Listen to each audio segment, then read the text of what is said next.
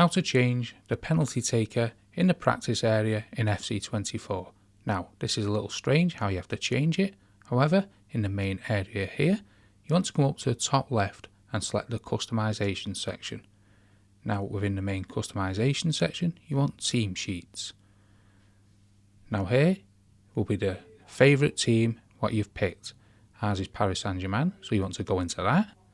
Then you want to go into the formation.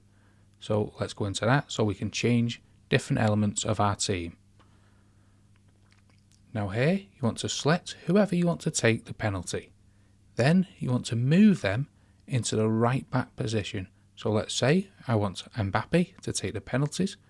Let's select him and move him to the right back position. If you have a different formation, it doesn't matter, just move them to the right back position.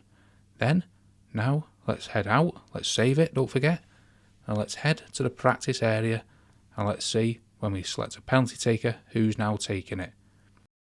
So let's select free kick and let's move into the penalty area.